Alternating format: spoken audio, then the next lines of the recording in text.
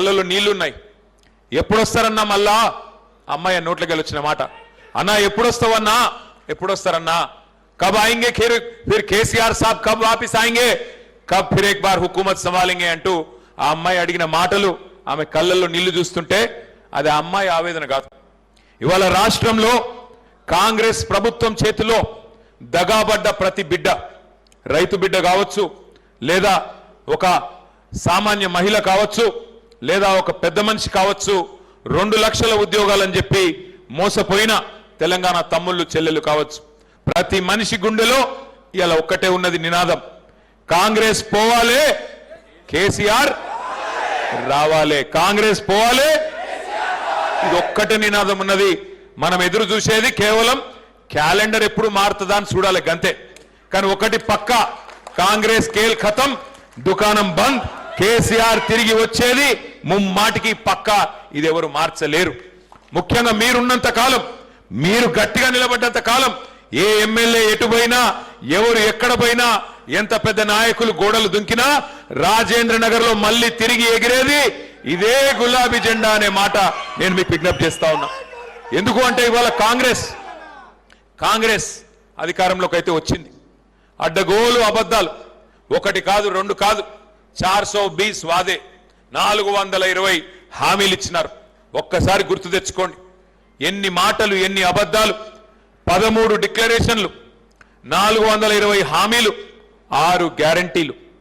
100 రోజుల్లోనే అన్ని అమలు చేస్తాం, అందరికీ అన్ని ఇస్తాం అని అడ్డగోలు హామీలు ఇచ్చి అధికారంలోకి అయితే వచ్చినారు. మరి వచ్చిన తర్వాత ఏమైంది? ఈరోజు మీ అందరికీ కనబడతానే ఉంది. ఇవాళ ఎట్లాంటి పిల్లలు ఉన్నారు మన దగ్గర, ఎంత చాకులు లాంటి పిల్లలు ఉన్నారు. ఒక సినిమా ట్రైలర్ రిలీజ్ అయితేనే చెప్పేస్తున్నారు చూసి, సినిమా హిట్ అవుతుందా ఫట్ అవుతుందా. ట్రైలర్ చూడంగానే చెప్తున్నారు, అన్న ఇది ఆడేది కాదు, లెక్క ఖతం అని చెప్పి. మరి ట్రైలర్ చూడంగానే చెప్పే పిల్లలున్న ఈ జనరేషన్లో సినిమా ఫస్ట్ హాఫ్ అయిపోయింది, ఇంటర్వెల్ అయిపోయింది. అప్పట్లో ఒక సినిమా వచ్చిండే అర్జున్ రెడ్డి అని, సూపర్ హిట్ అయింది. కానీ ఇప్పుడు వచ్చిన cinema Revanth Reddy, utter flop disaster. First half interval అయిపోగానే ఎక్కడో అక్కడ తల పట్టుకొని కూర్చున్నారు, ఎప్పుడు పోతాడరా నాయన అయినా అని. ఆ పరిస్థితి ఇవాళ రాష్ట్రంలో ఉన్నమాట వాస్తవం. కాకపోతే తేడా ఏమంటే, ఒక సినిమా ఫెయిల్ అయితేనేమో ప్రొడ్యూసర్కి నష్టం వస్తుంది. కానీ ఈ సినిమా, ఈ రేవంత్ రెడ్డి అనే సినిమా వల్ల 4 కోట్ల తెలంగాణ ప్రజలకు నష్టం వస్తున్నది. అది బాధ. సినిమా పోతే ఏం కాదు, ప్రొడ్యూసర్ నష్టపోతాడు. కానీ ఈ సినిమా 4 కోట్ల మందిని ముంచెతందుకే వచ్చింది. మరి వాళ్ళ వాస్తవం ఏంది? కేసీఆర్ గారి ప్రభుత్వంలో పెట్టుబడులకు స్వర్గధామం. హైదరాబాద్ అంటే ప్రపంచ దిగ్గజ కంపెనీలకు చిరునామా. హైదరాబాద్ అంటే లా అండ్ ఆర్డర్ కు కేర్ ఆఫ్ అడ్రస్. హైదరాబాద్ అంటే దేశంలో ఎక్కడికెళ్ళి వచ్చినా ఉపాధి అవకాశాలకు అక్షయ పాత్ర. కానీ ఇవాళ ఎట్లా అయిపోయింది పరిస్థితి ఒక్కసారి ఆలోచించండి.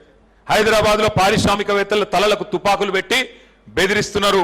ముఖ్యమంత్రి కార్యాలయం, ముఖ్యమంత్రి ఇల్లు వెనుక, ఇంటెనుక ఆఫీసులో పారిశ్రామికవేత్తల తలకు తుపాకులు పెట్టి బెదిరిస్తున్నారు, పైసలు ఇస్తావా సస్తవా అని. ఒకనాడు సూపర్ స్టార్ రజనీకాంత్ వచ్చిండు హైదరాబాద్కు. వచ్చి ఏమన్నాడు? అరే ఇది హైదరాబాదా న్యూయార్కా, నాకైతే సమజ్ అయితే లేదురా భయ్ అన్నాడు. అట్లాంటి హైదరాబాద్ ఇవాళ పరిస్థితి ఏంది? విధ్వంసం అంటే నేనేదో ఊరికే అనట్లేదు, మా తమ్ముళ్ళని నేను కోరుతా ఉన్నా. విధ్వంసాన్ని నేను మాటల్లో చెప్పడం కాదు, మీకు చూపెట్టాలనే వచ్చిన నేను. మూసీ పేరు మీద, హైడ్రా పేరు మీద వీళ్ళు చేస్తున్న దుర్మార్గాలు,